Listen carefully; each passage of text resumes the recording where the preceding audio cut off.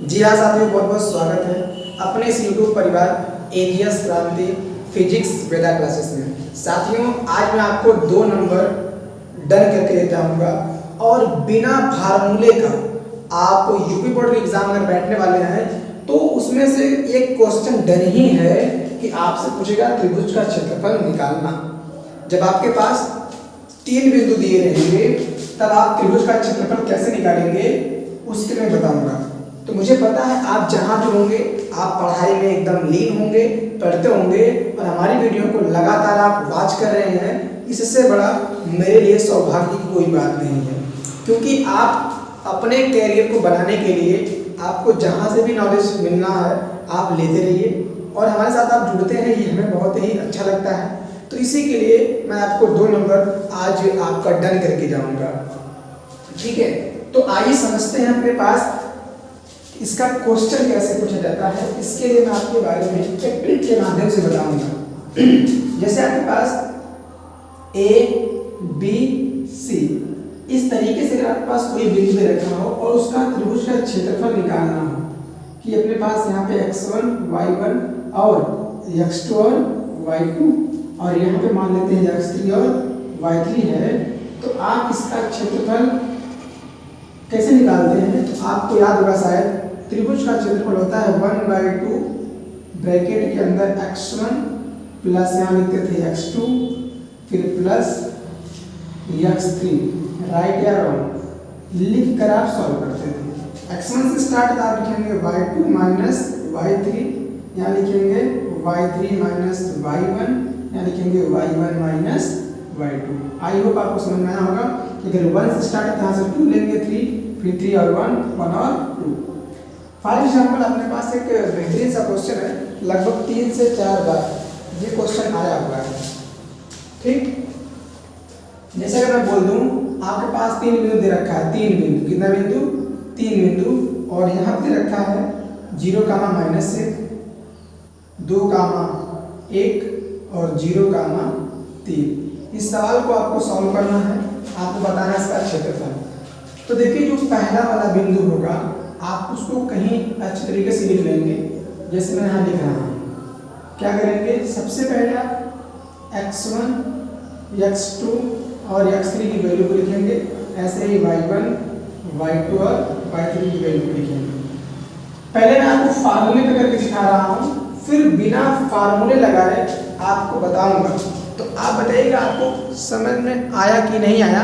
मैं ये जानना चाहता हूँ आपसे कि क्या मेरी जो वीडियो आपको मिलती है वो आपको हेल्पफुल होती है कि नहीं होती है। देखिए x1 का मान होगा 0, ये पहला x1 होता है, ये y1 x2 y2 x3 y3। x1 का मान 0, y1 का मान -1, x2 का मान 2 और x2 का मान y2 का मान 1, ठीक। ऐसे y3 x3 का मान 0 और y3 का मान 3। क्या करेंगे, यहाँ लिख देंगे 1/2। पहले x1 का मतलब कितना है 0, ब्रैकेट लगाएंगे, प्लस x2 का मतलब कितना है 2, फिर ब्रैकेट लगाएंगे, x3 का मतलब कितना है 0, फिर ब्रैकेट लगाएंगे, ठीक। यहाँ y2 का मतलब क्या है, ये 1 - 3, क्योंकि y2 माइनस y3 होता है। अब क्या कहते हैं 3 - 1, 3 का मतलब ये y3 माइनस y1 का मतलब -1, तो क्या जाएगा +1, ठीक। y1 का मतलब -1 और y2 का मतलब भी -1। देखिए क्या हो जाएगा 0, क्योंकि 0 में किसी भी संख्या से गुणा करेंगे 0 हो जाएगा, तो बन जाएगा 1/2। यहाँ हो जाएगा 3 और 1 4, 4 को गुणा करेंगे 2 में, 4 गुना 8 और यहाँ क्या हो जाएगा 0। तो 2 से काटे तो कितना हो जाएगा आपका आंसर 4 वर्ग मात्रक। आई होप आपको समझ में आया होगा। एक बार मैं फिर से रिपीट कर देता हूँ।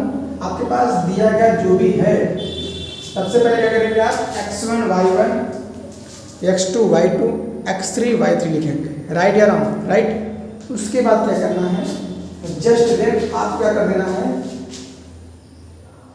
कि इसके वैल्यू को आप इसमें पुट करेंगे और देन सॉल्व करेंगे। x1 का मान 0 है, x2 का मान 2 है, y3 का मान 0 है, y1 का मान -1, फिर 1 और 3, ठीक। इस तरह करके सॉल्व करेंगे, जो आपके पास होगा आंसर हो जाएगा, राइट। अब देखिए करना क्या है, अब आपको इसी सवाल को कैसे हल करना है, अभी आपने क्या देखा, अभी आपने ये देखा कि इस दिए गए बिंदु का हमने जो क्षेत्रफल निकाला वो अपने पास एक फार्मूला था। अब हम क्या करेंगे, बिना फार्मूले का यूज करके इसको बताएंगे। किस तरीके से बताएंगे इसको आप समझिए बहुत बेहतरीन तरीके से। करना क्या है, सबसे पहले क्या करना है, आपको जो दिया गया बिंदु होगा किसी एक को जीरो बना लेना है। ठीक, जैसे अगर आप इसको जीरो बनाना चाहते हैं तो जीरो में क्या जोड़ेंगे, जीरो जोड़ेंगे। ठीक, वन में क्या जोड़ेंगे कि जीरो बन जाए, तो आप कहेंगे अगर ये -1 तो 1 कर देंगे। ठीक है, अब इसी चीज को यहाँ भी जोड़ना है, x को x के साथ, मतलब जीरो को जोड़ेंगे 2 में कितना हो जाएगा 2, 1 को जोड़ेंगे 1 में कितना होगा 2। अब ऐसे ही जीरो को जोड़ना है, जीरो कितना हो जाएगा 0, और 1 को जोड़ना है 3 में कितना हो जाएगा 4। इसका तो इसको आप छोड़ देना। ठीक, अब क्या करना है, डायरेक्ट जो सूत्र होगा निकालने का, ये आप पहले का लास्ट में गुणा करेंगे, 2 गुणे 4 माइनस लगाएंगे, 2 का गुणा करेंगे 0 में, 2 गुणे 0 और बाई क्या कर देंगे 2। देखिए ध्यान से, 4 टू कितना आ जाएगा 8 माइनस 0 बाई कितना 2 मीन्स कितना 8/2, उससे काट देंगे कितना आ जाएगा 4। तो देखिए आप हमने क्या किया, बिना फार्मूला लगाए इसका आंसर ला दिया। समझना है क्या करना है आपको, बिना फार्मूला लगा के सॉल्व करना है। बहुत छोटा सा फार्मूला है, क्या करना क्या है, देखिए ध्यान से।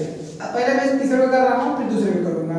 इसको क्या करना है, सबसे पहले आपको जीरो बनाना है, तो यहाँ क्या करेंगे, यहाँ लिख देंगे -3 बन जाएगा, और यहाँ कर देंगे -4, तो जीरो बन जाएगा। अब यही चीज यहाँ भी करना है, अगर -3 को 2 में ऐड करेंगे तो आ जाएगा -1, और इस 4 को करना है 1 में ऐड, आ जाएगा -3।